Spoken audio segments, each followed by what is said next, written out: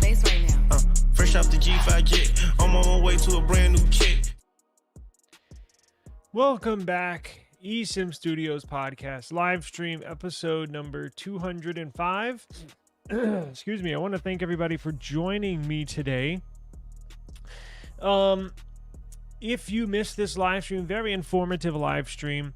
If you do miss this, and you're not going to want to, so if you do, if you got to exit halfway through, and it's not going to be a long live stream, but even if you're not a subscriber, even if you're just a mild phone enthusiast, not super geeky like I am and some of my viewers, I take that as a compliment. So it's a good thing to be knowledgeable in the world of cell phones, in the world of mobile technology. You're not going to want to miss this episode. And it kind of just popped up out of nowhere. So if you do, or you need to catch the remainder of it, or whatever, if you miss a minute or two of it, I'm going to clip the phone buying section out and re-upload it as its own individual video. And there's a couple of news topics that we'll get into as well, as far as some upcoming devices that are going to be released here before the end of the year. I will upload these as individual videos. So wherever you're watching this, streaming on a bunch of different platforms, Twitch, Twitter, a couple YouTube channels, Instagram, come to the eSIM Studios YouTube channel. Go to YouTube, search for eSIM Studios. You'll see our channel. It'll be posted there. And you can also listen to this in the audio form. You can take us on the go, right? Running errands, on a road trip, what have you. I do have a lot of trucking friends. I still have my CDL. I used to drive trucks that listen to the show audio form. So wherever you get your podcast, Apple Podcasts, YouTube Music, Amazon Music, wherever you listen to your podcast, search eSIM Studios Podcast will pop up. So I got into last night. Brief story. Promise I'll make this very brief, and it rolls into what we're going to talk about today: phone buying, how to protect yourself buying a used phone. So I have an iPhone 16 Pro. It's on back order. I still got to wait like 3 weeks. It's insane. The first week came out where, iPhone Pro sales are down and everybody's buying the regular iPhone. Well, yesterday I did an extensive search. I was like, well, screw that. I'm just going to go buy an iPhone today, right? Or that was yesterday. And then I'll just cancel my order, the one that I ordered. Well, everything's sold out. So you go onto apple.com, the Pro Max, all the colors, all the storage variants, everything is sold out. I cannot go purchase one in person. Everything's sold out within basically the whole state of Texas. There's nothing in Dallas, nothing in Houston, nothing in Austin, nothing in San Antonio. So if you want an iPhone, you're forced to purchase one used on Facebook Marketplace, Mercari, OfferUp, what have you. Does anybody use Craigslist anymore? I don't think so. But not only does this entail buying an iPhone, I'm just using yesterday as an example. But if you want to buy whatever phone, you want to buy your child their first phone, and you find a good deal on a, Pixel 8 or a Pixel 8a, and you want to buy it used, or like I did yesterday. If you see the thumbnail, that was I took a screenshot of the real deal phone that I was going to buy. Now I came across this phone, so again I was like, well, shoot, I'll just buy one and cancel my order. So I found a really good deal. And you can always reference back to this video, because what I'm going to show you is how to check for the phone, make sure it's not iCloud locked, make sure it's not blacklisted. Do you want to know if it's locked? Do you want to know if it's unlocked? Or even if it's on a payment plan through somebody else, because that happens a lot. When you buy a used phone, what some people will do is they'll go to T-Mobile, for example, or at&t or Verizon. They'll buy it, put it on a payment plan where they're paying $20 a month or whatever for 3 years. Well, they'll literally go buy that phone on a payment plan, finance, turn around and sell it, and then they'll just not ever pay on the plan, and then your phone will work for and then let's say you buy the phone and it works for 3 or 4 months, and then T-Mobile realizes, hey, this customer's not paying on their plan, we're going to block this line. So they put a blacklist, put a block on that phone you purchased, and now you're screwed because you purchased the customer's phone, he put it on a payment plan and has never paid on his plan, so they blocked the phone because technically that phone is the property of the carrier, not yours or his. If you finance a phone, it's the property of the carrier, not yours. So legally, they have authority to do that. And so many people, I can't tell you, y'all know I unlock phones for a living, essentially. So who better to learn from than me? So I'm going to give you a couple of key tips and websites you can go to verify.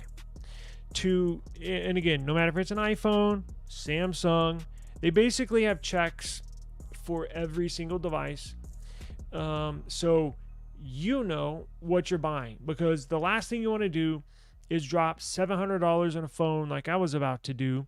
Now, I ultimately did not purchase this phone. I found an iPhone 16 Pro black.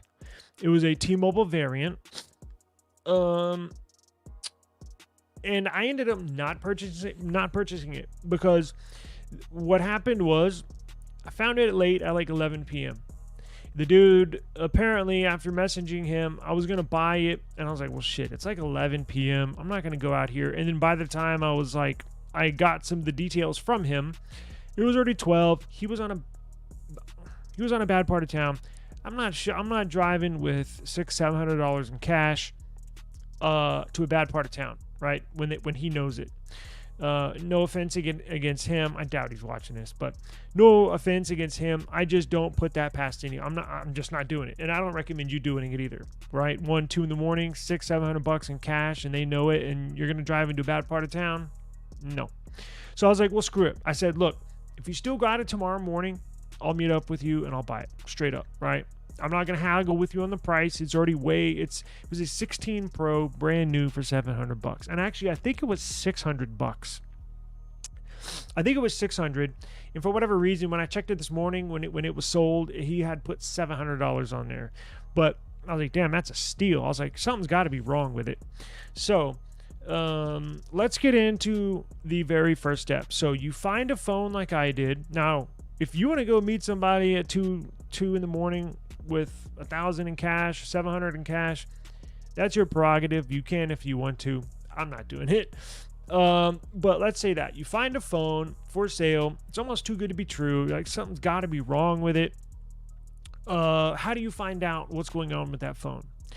First and foremost, the very first step is you got to find the IMEI number.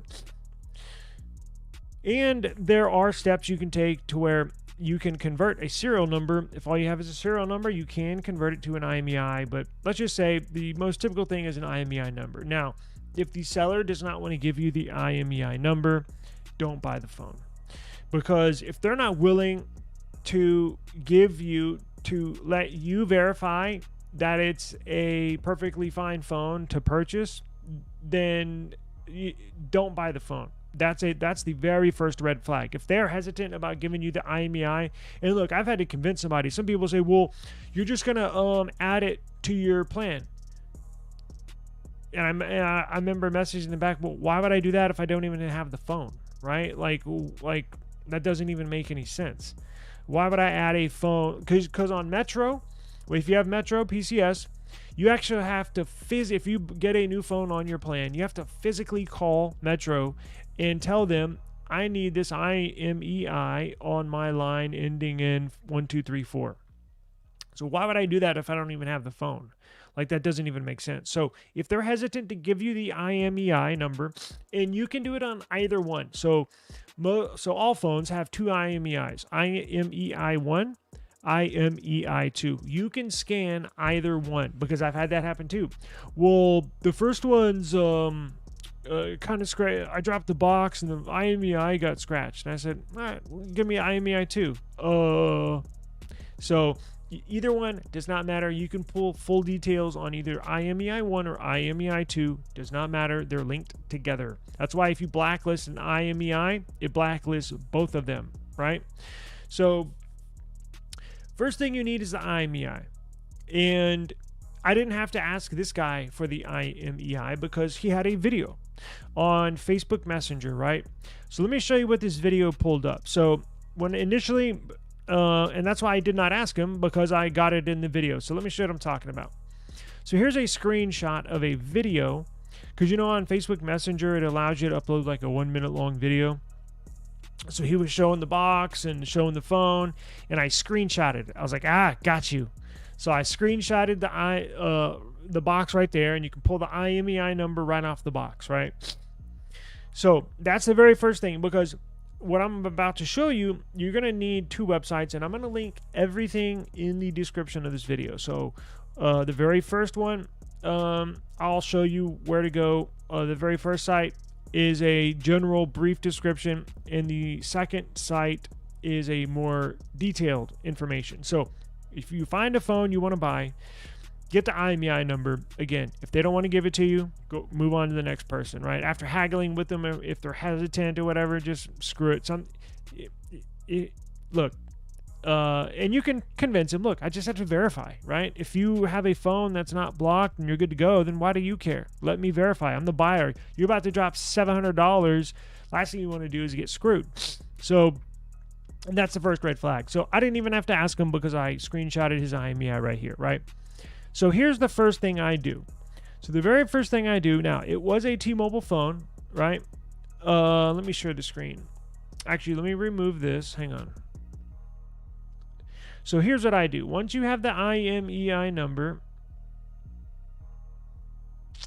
go here. Oh, son of a bitch. Go here. So what is this? So T-Mobile has a website, and this works with a T-Mobile phone. This works with a Verizon phone. This works with an AT&T phone. This works with an international phone. So even if you have a phone through C-Spire or a phone through EE in the EU, this even works for them. T-Mobile is linked to all GSM carriers on the back end. So this website's a very crucial website I use. Now, let me go pull the real IMEI of the phone I was about to buy. Give me 1 second. And we will run it live on air, and I'll show you what happens. So let's see. Let me pull this. There we go. Copy. Okay. So this is T-Mobile's bring your own device to T-Mobile. So so this is if you're going to get service through T-Mobile, but you're bringing your own phone. T-Mobile needs to know if you can use that phone on T-Mobile's service, right? So T-Mobile not only finds out, they give you 3 pieces of information. Let's go ahead and run this IMEI that I was going to buy last night. All you do is just scroll down. Now this IMEI, all IMEIs are 15 digits, right? Always start with 35 if it's an iPhone, 99 sometimes if it's a OnePlus or OnePlus or nothing sometimes. Most all phones are now start with 35. It's 15 digits. So after you copy and paste it in there, you hit no, just browsing. All right, so check it out. So here we go. So this is the results you get, right? So when you get the IMEI, you're looking here. So if you get green dot, this is fully compatible with T-Mobile's network. Now, green dot up top, you want all green dots. So what is this yellow dot here? So the second line, there's a yellow dot.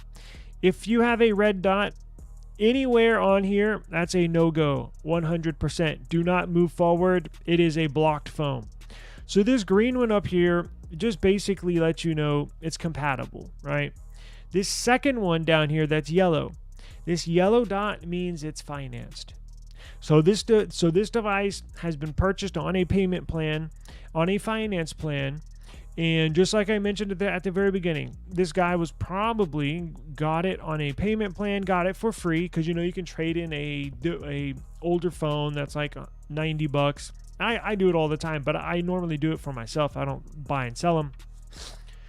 You can trade in a phone, and essentially they'll give you $1,000 off of a new iPhone, which this 16 Pro was $1,000. This yellow dot here means it is financed. If you get a yellow dot, that means that device is currently financed. If you get a green dot on the second line, that means it's paid off. It's completely paid off. It's good to go. If you get a red dot, that means red means what? At a stoplight. Stop. Think of it as a stoplight. Green, you're good to go. It's paid off in clean and clear, not blacklisted. Yellow dot here, what it means caution at a stoplight. Yellow means caution. This is financed. It's currently on a payment plan. Red dot means stop. It is blacklisted. So I saw this yellow one. So I saw this yellow and I was like, well, shit. All right. So he financed it. Let me at least see what the details say. Maybe I could flip it real quick or I don't know. I was going to get more information from the guy. Ended up not buying it, but let's dive a little further. Let's say you have a green dot here.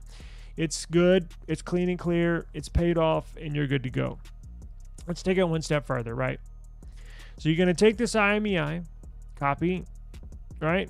And you're going to go over here.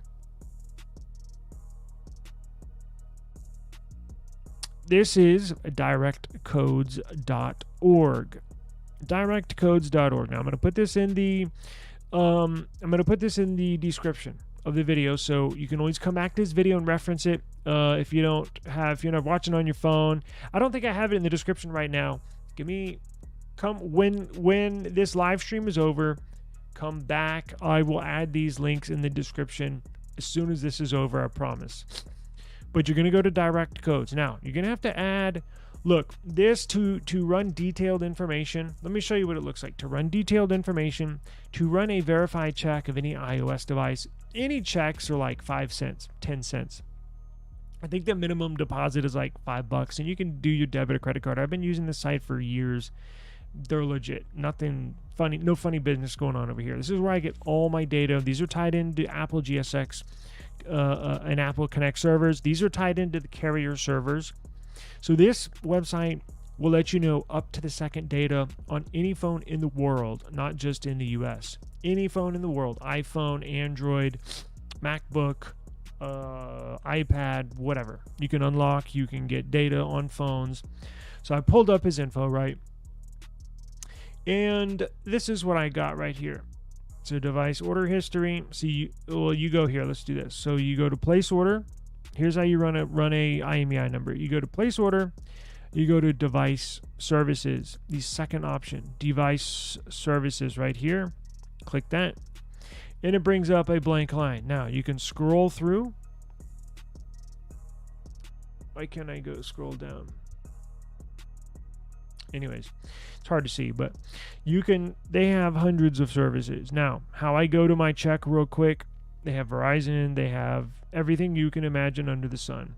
So in here, select service, just type check, right?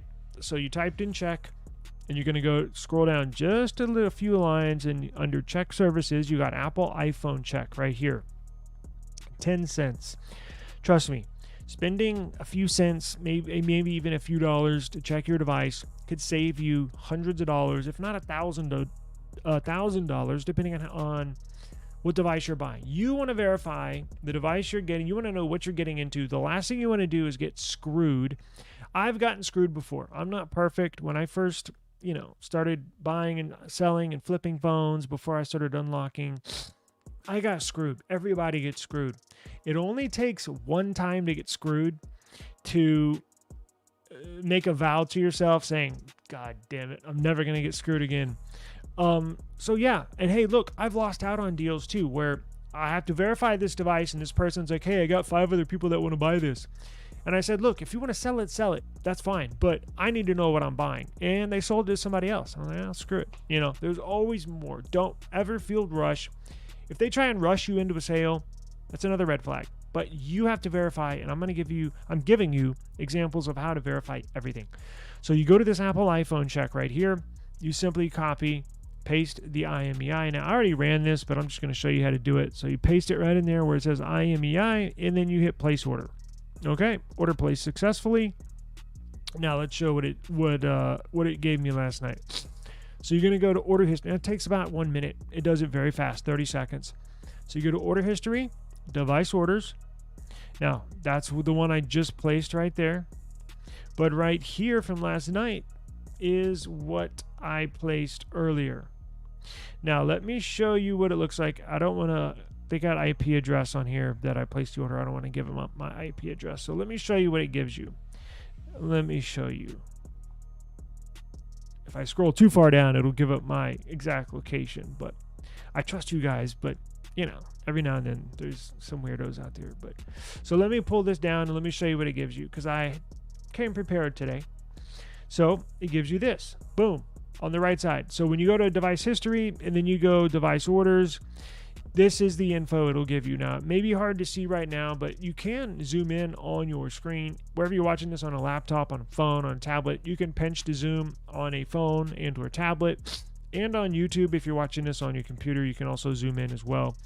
But it gives you a basic overview, right? So let me show you. I mean, you got it there, but let me describe what it shows you. So when you're looking at this information on the right side, it gives you results. What the model is. So it's an iPhone 16 Pro Black 256 USA model. Gives you the IMEI 1, IMEI 2 serial number, activation status, warranty status, estimated purchase date. So look at that.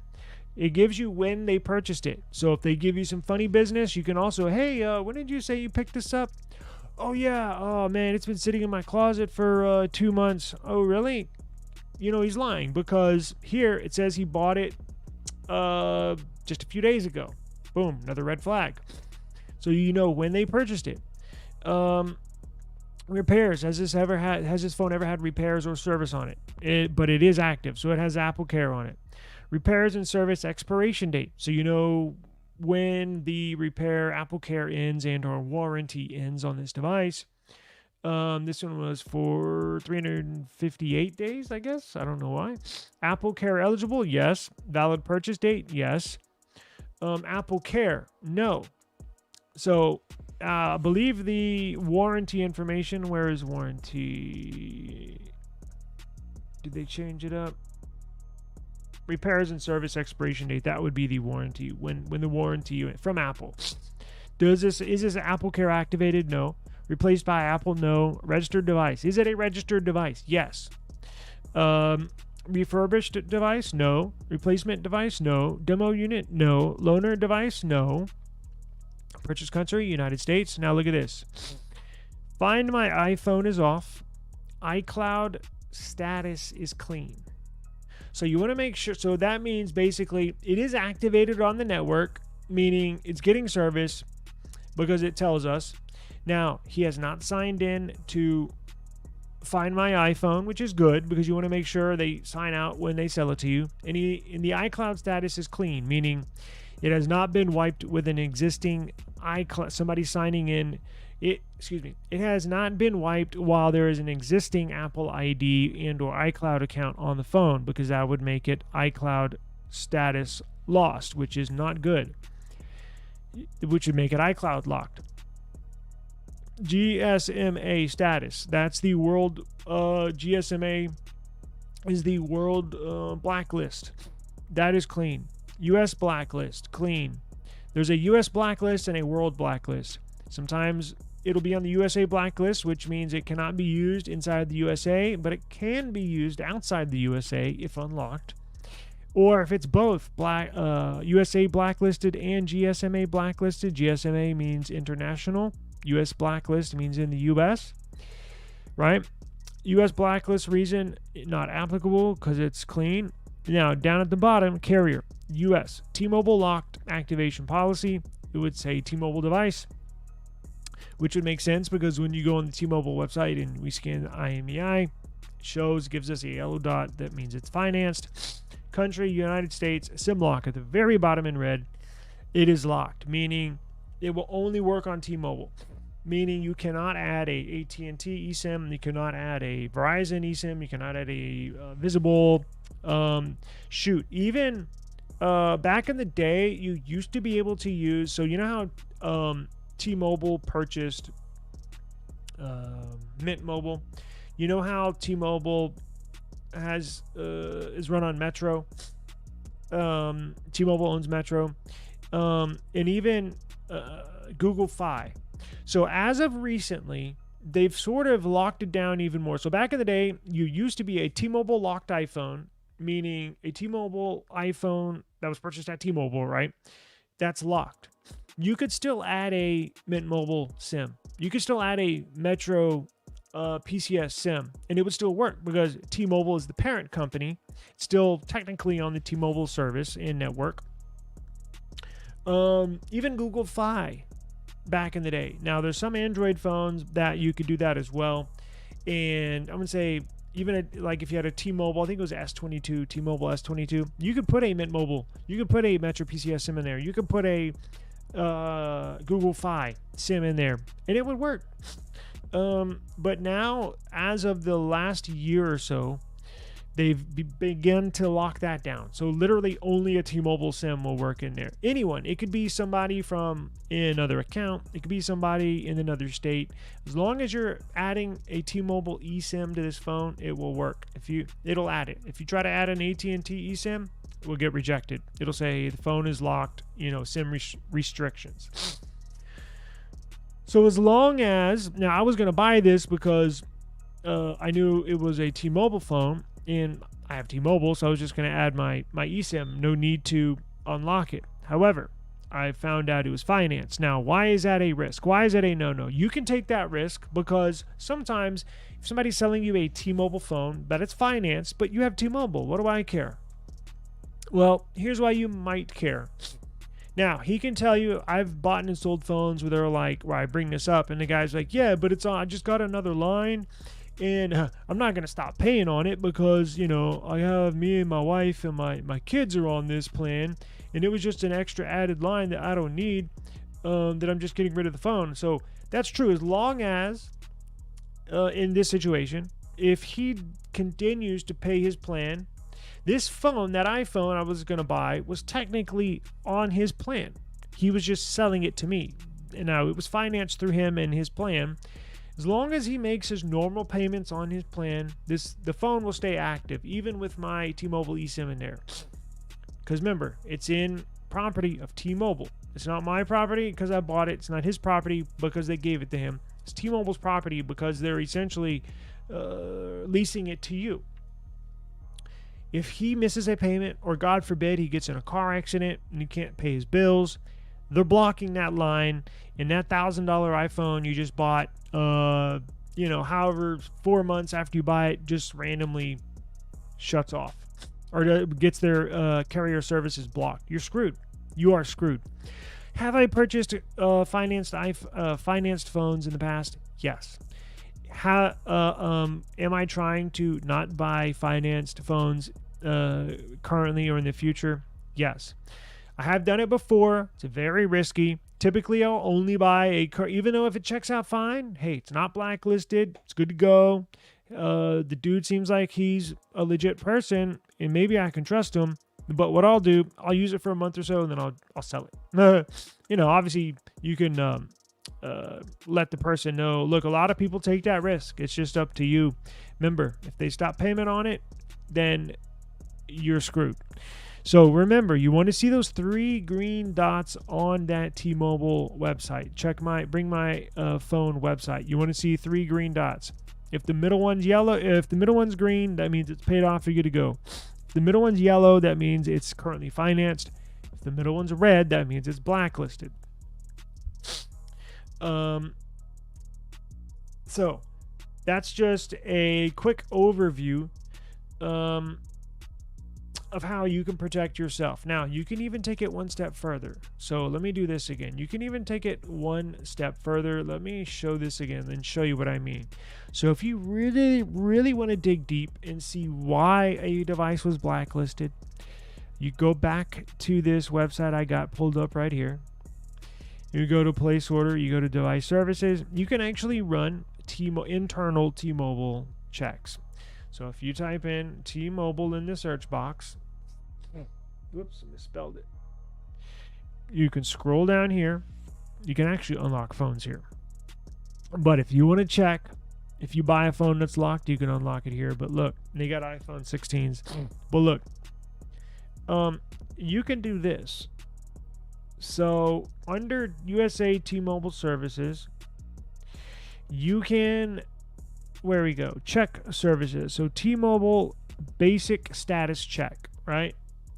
Or you can do, hey, T-Mobile clean, blocked, unpaid, lost, stolen check. So if you go to the T-Mobile site and see that red dot, meaning it's blacklisted, and you want to take it one step further and see why it's blacklisted, come here, directcodes.org. Look up this service right here that I got, T-Mobile clean. This will tell you why it was blacklisted, right? Some people want to know, some people don't. But if you want to know why, this will give you up to the second information, not only from T-Mobile, but they have this for Verizon. They have this check for, not Sprint, but AT&T. They have it for international carriers.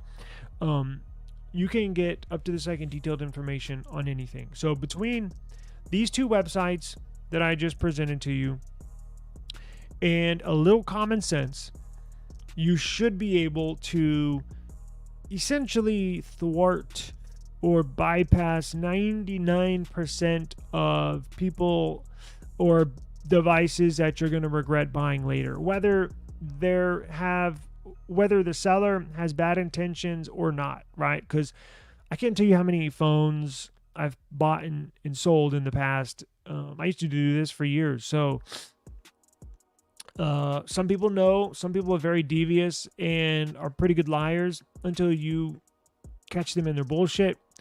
And some people I give the benefit of the doubt, right? It's a 60-year-old widow, right? Her husband died and she's selling her phone and she doesn't know it's blacklisted, or she doesn't know it's fine. You know what I'm saying? Like, that's why I don't really judge. I just, whatever their story is, okay, I'll just take that information and I'll just go and I'll compare it to whatever the real information is from the data that I pull. Kind of compare the two, right? I'll give the benefit of the doubt to the older lady that's a widow, that she doesn't know anything about phones. And then you'll get some guy that gives you some long ass story about how he got this phone, and you're kind of looking at him like, what? And like, whatever, let me go check for myself. Sometimes I've caught many people in lies, and you don't have to, call them out. I mean, I've done that, but most of the time I'll won't ever respond back because I got other shit to do, right? So, trust me, there's probably more scammers out, and there's a lot of blacklisted devices on Facebook Marketplace, on OfferUp and Mercari. So this is just a good way for you to verify, right? Check.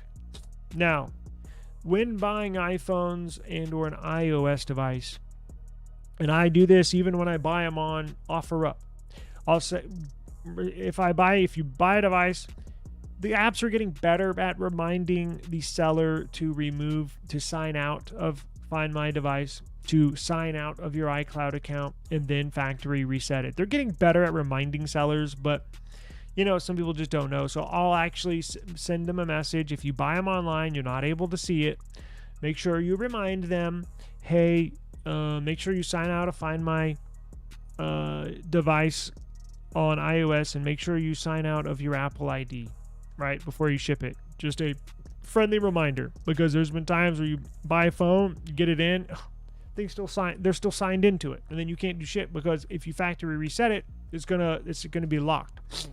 And what else? Android phones. If you're buying an Android phone, and that iOS thing, Find My Device in Apple ID, making sure they sign out before they factory reset it, goes for an iPhone, iPad, MacBook, any iOS device. Sign out of those two things before you factory reset it. Android devices, make sure here's what you have to do when buying and these checks that I just did here. You can do that for Android or iPhone. Any device that has an IMEI number, you can do this, right? It's not just specifically to iPhone, although 99% of phone unlocking business is iPhone here. But Android. You can also scan Android on the T-Mobile site and on the directcodes.org. You can run the full IMEI check. Android. If you're buying an Android device, make sure they turn their security. So if you have a passcode or a pattern that you put in, make sure the seller goes into settings and removes their pattern and or passcode. So they have to select none when it comes to security, screen lock security. They have to hit none. Make sure they go to accounts and settings and physically remove all of their accounts, including a Samsung account, including a OnePlus account. Google, you just sign into your Google account and away you go.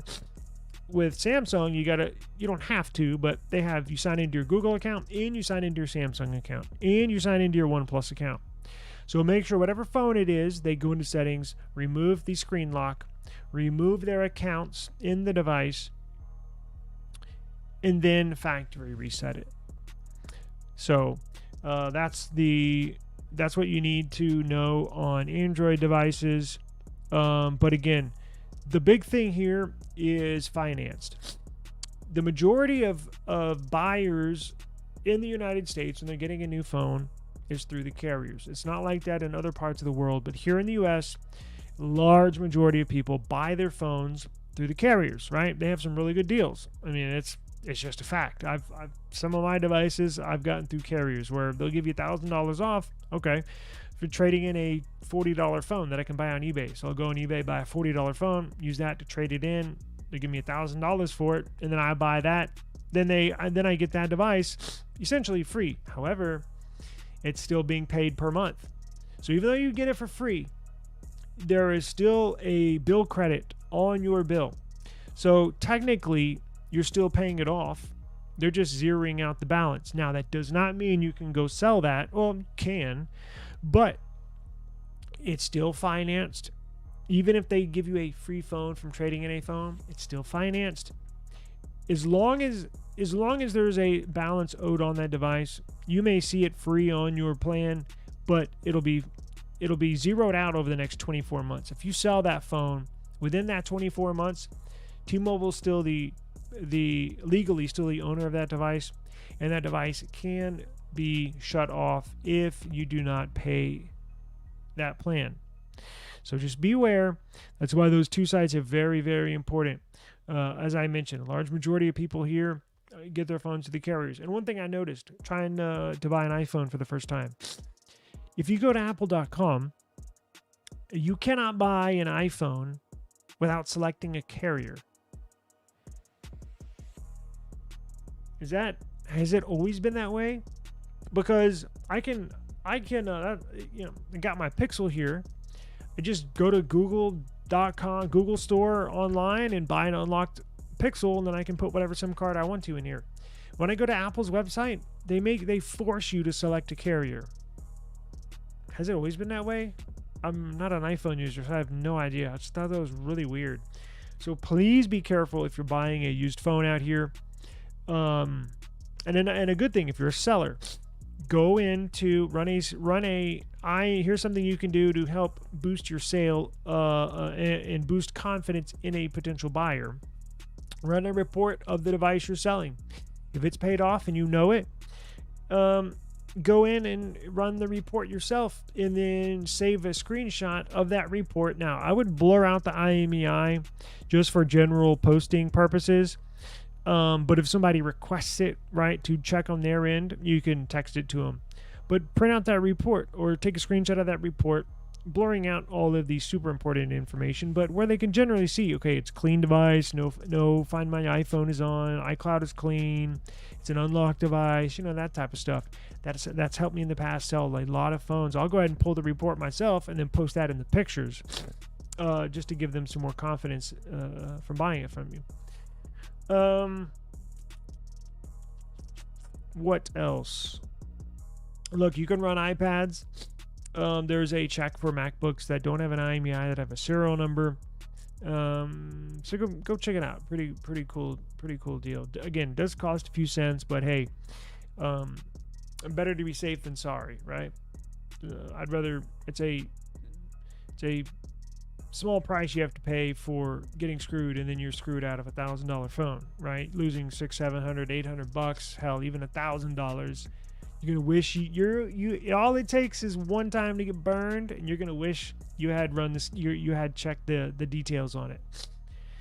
Okay, so if you have any questions, I'll be more than happy to answer. I'm gonna upload this as an individual video on my by itself. We'll get into a little bit of news real quick, but I'm gonna upload this as an individual video. You can comment under this one or the video I upload if you have any questions whatsoever. Hey, what would you do in this situation? Or hey, I'm gonna buy a phone, but he's telling me this. Comment. I promise you, you're not gonna find many people on the internet that have more experience than I do. And I'm not bragging. I'm just letting you know. I've been buying and selling, flipping phones, starting off just as a hobby, and then actually wholesale, like literally buying in bulk. So you're not going to come across many people that have more experience than I do. And I'll just give you my honest opinion. You want my honest opinion? You want like what I would do playing it safe, or hey, I'm having a hard time selling this. What should I do? Or hey, I'm thinking about buying this, but so-and-so, he's saying, telling me this or that. Shoot me a message, a comment under this video. My email address is down below. I think I have Telegram or WhatsApp on there. Shoot me a DM. Let me know what's going on, and I'll just give you my honest answer and how you can protect yourself and or sell your device. I got some really good tips that if you're trying to sell a phone too, I can help you get it sold pretty quick. No commission, just straight advice. Real quick, before we get out of here, let's see. So there's a couple of Apple things I want to get into. Not much Android news going on. The S24 FE was released, but I'm not big on those. I've always overlooked those. The new Samsung Galaxy Tab S10 Ultra and S10 Plus came out. I have not pre-ordered mine yet. I don't know. I think I'm gonna. I don't know. I might hear in a week or so. But moving on. Not much Android news going on. Waiting for the Nothing OS 3.0 to come out. I think Nothing's gonna put that out for all Nothing Phone 2, 2A, and 2A Plus users. I think here in the next couple of weeks. So if you have a Nothing Phone 2, 2A, or 2A Plus, look for that update for. Is it next month? I'm not sure, but it's coming soon. And then Samsung. If you're a Samsung user, I got word that Samsung One UI is close to being done, but they've said that before and been delayed. But One UI 6.1.1 has not been a good OS update for my Samsung devices. It seems like my battery life has gotten worse on One UI 6.1.1. So I'm really looking forward to One UI 7.0. That's where you get like an Apple copycat type of thing. Like some of the icons look similar to iOS, which I'm not too happy about. But you can change all that. So I just want it to be smoother and good battery life. So look for that. I think One UI 7.0 is coming out. What are we in? September, almost October. Should be pretty soon. I know traditionally Samsung has released Android, the next version of Android for their flagship devices, always in November. I think obviously they were trying to get One UI 7.0 out earlier, like originally when they launched it and put out a time frame for One UI 7.0. It should have been on our devices already, right? But it got delayed. There were issues optimizing it, whatever. But I did hear it is close. So Nothing OS 3.0 and Samsung One UI 7.0 is close for flagship devices. And I got some Apple news, but give me just a second.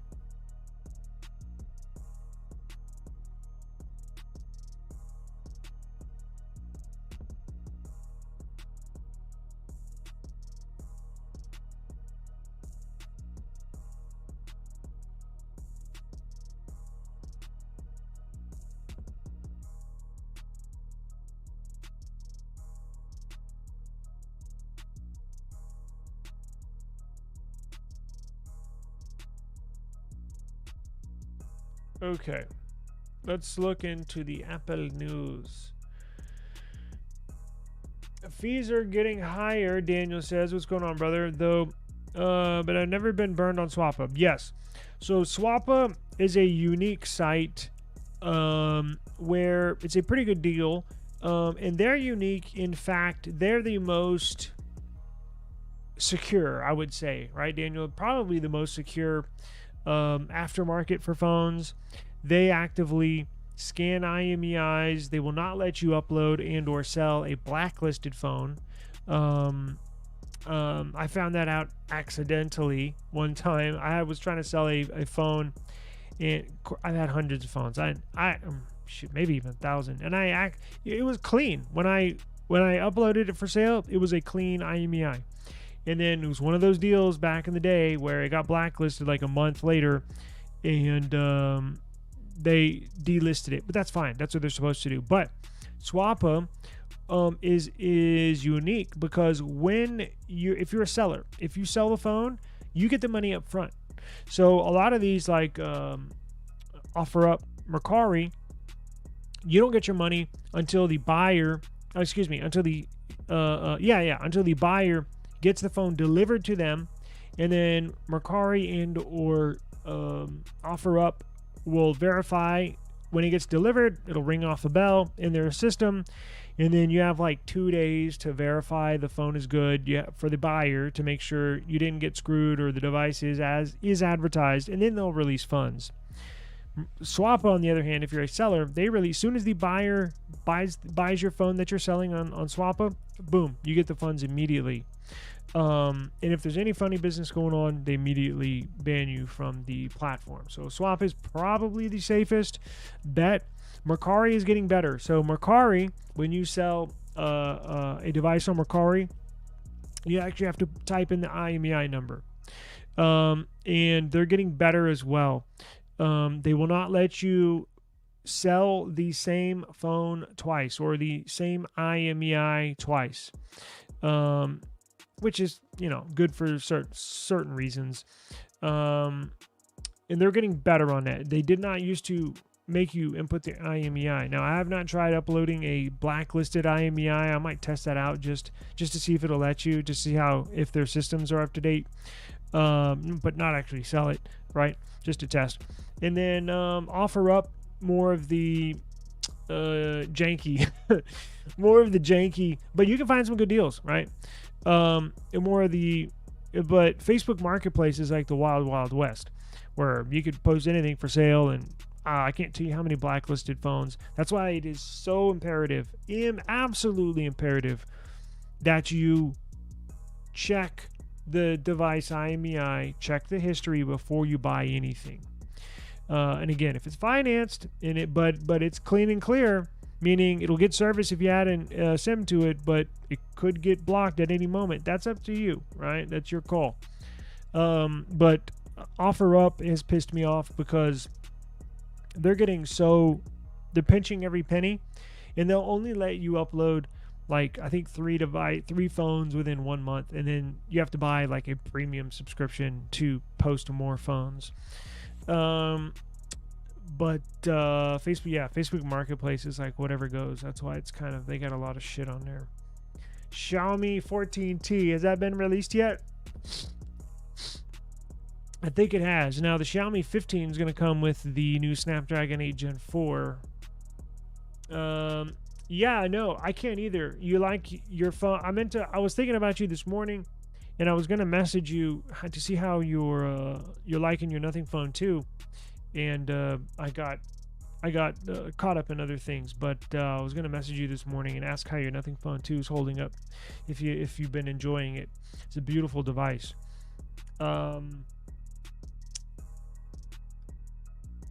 Yeah, let's see.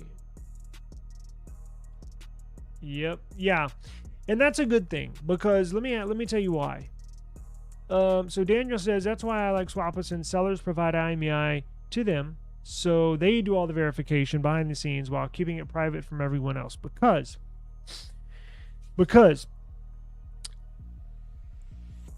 there's a reason why I showed you only 2 websites. So the websites than the servers that I have access to.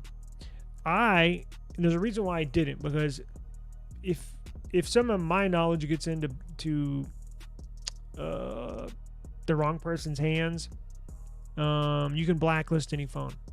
Like I can iCloud lock any phone on the earth within a few seconds. I can do that. Like I can literally iCloud lock somebody's phone. All I have to have is the serial number, right? Or the IMEI. Now I can blacklist. I can actually go into some of my servers, not the one I showed you, but I have access to servers where I can actually blacklist your phone. So that's why it's kind of, you know, I can actually go in and say in T-Mobile systems or Verizon or AT&T and blacklist this phone, report it lost or stolen, and then boom, it won't get any service. Now I can go back in and remove it, but if somebody wants to be a dickhead and get your IMEI and just blacklist your phone that's for sale, you know, a freaking $1,200 phone, you know, that's not good. And it could happen. That's why I mentioned earlier, if you're selling a phone, sometimes I'll go ahead and put a screenshot of the report of my device in the seller photos, but I'll blur out the IMEI, and I'll only issue it out if it looks like it's a real potential buyer, right? But you don't want your IMEI to just be out there in the open, right? Because I know that chances of that happening are very, very, very slim, but you know, it could happen. I don't think I've ever, well, I don't know, but I don't think I've ever heard of that happening, but it's certainly possible, right?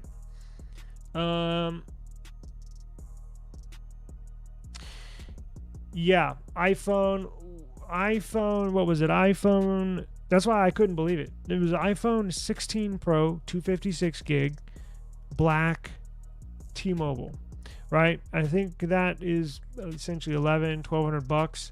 And he was selling it for $600. And that's why I know it was $600, because like, damn, that's half the price last night. And that's why I wanted to scan it and check it out. And then this morning when I looked and I saw it was sold for whatever, maybe he sold it for $700, right? Maybe someone was like, well, I'll give you more. I'll give you $700 if you sell it right now.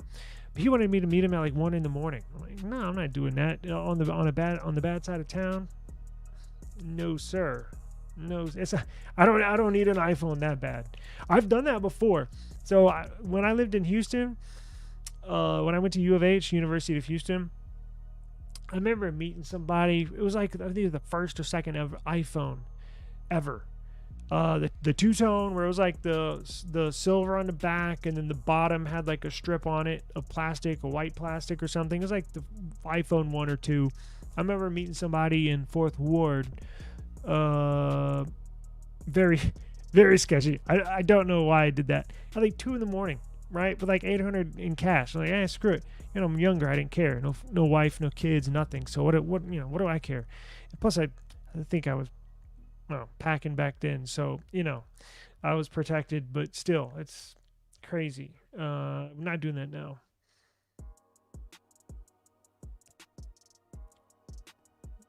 So the Xiaomi 14T has the Dimensity in it as well? No kidding. I hope more companies do that. I hope more companies take them up on that offer. So let's get into this Apple news real quick before I got to get out of here. So look at this. Speaking of Apple and getting into some news to finish off this episode of the podcast. So apparently, when Apple released the new iPad Pro with that M4 chip in there, right before the Snapdragon 8 Gen 4 news came out. Oh no, excuse me, the Snapdragon X Elite CPUs were announced and released. Apple slid in there real quick and released an iPad with the M4 chip in it, right? And I think they did that on purpose to kind of they didn't want anybody to have a leg up and say they have the best mobile CPU.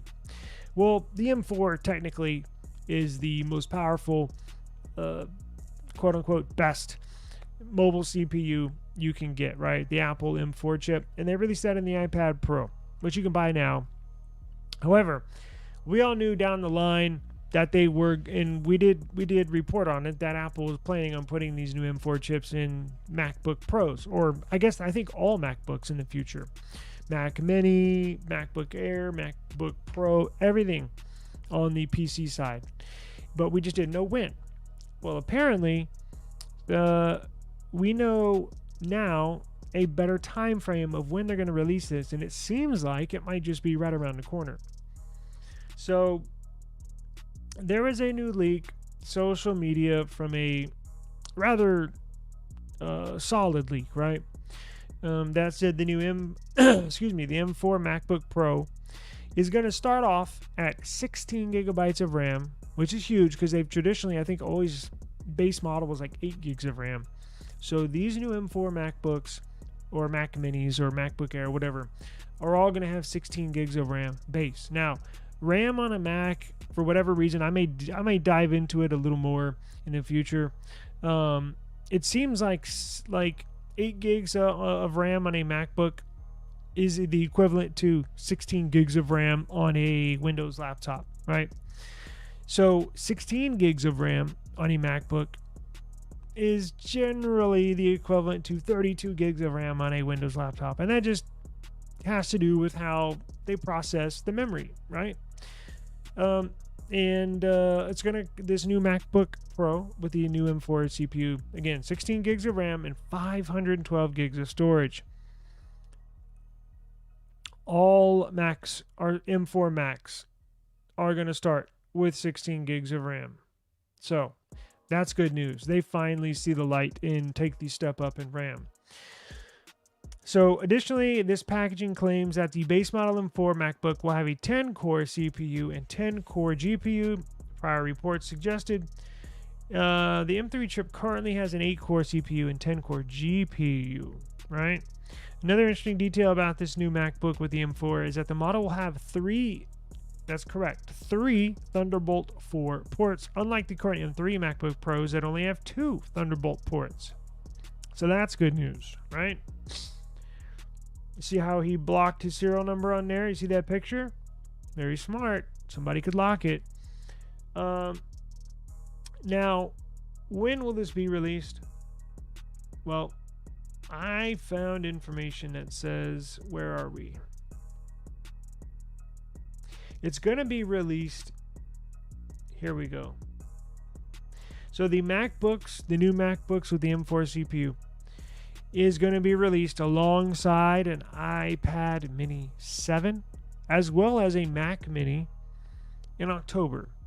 So apparently there is a new Apple event, a virtual event. So it's not going to be a launch event like for the iPhone. It'll be, probably on Apple's YouTube channel on Monday, October 30th. So basically a month from now, 4 weeks from now, 30 days, whatever, Apple's going to announce a new MacBook Pro, new iMac models, a Mac Mini, and an iPad Mini 7. Now it says iMac models with the new M3 series of chips. So it looks like the M4 series of chips are only going to go to the Pro models. They're obviously not going to put an M4 chip in an iPad Mini 7. I think that's going to have, I don't know what that's going to have in it. Probably their mobile, the A18 Pro. But all MacBooks, all the Pro variants are getting the M4 chips, and that will be in late October, day before Halloween.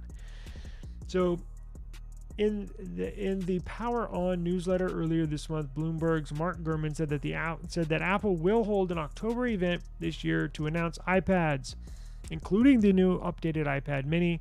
No more home button. So you remember with the iPhone SE, the new SE4, that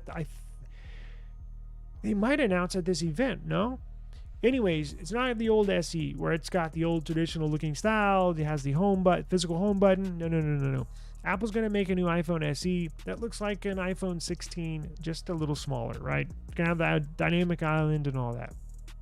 They're also doing that to these new iPad minis. So the minis was a traditionally old school looking iPad with the physical home button. This year they're revamping that. It's going to look like an iPad Air, just smaller, right? Which is, it's time to update that design language. They look really outdated. let's get into what they're releasing. So I mentioned already the MacBook Pro. It's going to have that new M4 chip. I've never used an iPhone. I take that back. I have used an iPhone. I've never used a MacBook. I don't know if I ever will, right? I really don't have any interest. Honestly, never, but I'm sure I will at some point. There you get the iMac. Now, this one says it's coming with the M4 chip. So maybe they're going to release two models, one with an M3 and one with an M4. What is this? Mac Mini, M4. So you can tell they're throwing in all their premium devices. They're going to throw in their premium CPU in their premium devices. And I'm sure the iPad Mini 7 is probably going to get the A18 Pro, which you see in the iPhone 16 Pro and Pro Max. Now, we got those coming out in late October. And there's one last thing I want to get to that's in development that we can make a note of. So these M4s, these M4 CPUs are about to go mainstream, right? Well, guess what? Its successor, the M5 CPU, is already planned and is already in testing. And guess what that is going to release on? Yes, the Apple Vision Pro 2. That's correct. So Apple is testing in the testing phase of the Apple Vision Pro 2. It's actually entering mass production. So they're actually at the end stages of testing. And they're in between of testing and actually mass producing it, like actually starting the manufacturing plant to start pumping these out. Now, it's set for release in 2025. So I'm assuming it's in quarter 2, 2025, or in the second half of 2025, somewhere right at the late second quarter, early first half. So you're looking at like what, May or June of next year, 2025, they're going to release these Apple Vision Pros. It's going to have the all-new M5 CPU, spatial computing, and generative AI. We'll see if they improve upon any of the big disappointments that basically came about with these Apple Vision Pro first gen, because we all know, mad expensive, right? I think base model, I think it was $3,500, but after taxes, you're looking at like $4,200. That's base, and you can't buy the base because the memory is too low. So you get the upgraded memory, you're looking at like $5,000. So they're super expensive. They're heavy. Most people, if you watch reviews, they say their necks hurt after wearing them for extended periods of time. And there's no apps for it. Now, Apple has some, but the app developers, Apple's in a big tug of war, and these app developers are getting fed up with Apple simply because of how much piece of the pie Apple's taking. I think it's 30-40% of every dollar, 30 to 40 cents of every dollar Apple gets that the developer earns from earnings in the Play Store, app sales, advertisements. Apple gets 30 to 40 cents of every dollar you earn. And there has just been a lack of app development, especially when it comes to this. So I think Apple's going to have to work with their developers to really make a special deal with these app developers just for the Apple Vision Pro 2 to get more apps on there, right? You can't have this super expensive device and only have 10, 15, 20 apps to use. You need to have a nice, robust app library to choose from, right? I would say probably at least 100 various things, right? But you got to have, when you're spending that much, and it's actually really cool, but it does have a couple of big flaws: price, weight, and then apps.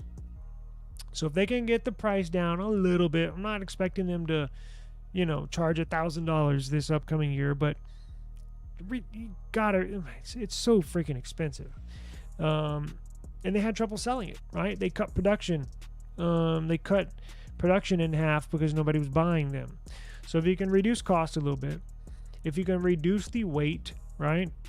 So people can use it for longer periods of time, and you can work some kind of deal out with these developers. Hey, instead of taking 40% of your earnings, we'll do 20, right? Maybe they can work something out. I don't know if it'd be across the board or it's a per developer negotiation, but they got to do something. It's pretty embarrassing, in fact. But that is, testing phase has gone pretty good, it appears, because they would not mass produce it if the testing did not go well. And it looks like we're going to they're going to start producing these and again launch these, looking probably at the moment between May and June 2025. So you will have an upcoming Vision Pro 2 with the all-new M5 chipset. Lord, man, that's going to be a beast of a CPU. Now, that, let's see, is that going to be on the 3 nanometer or 2 nanometer TSMC?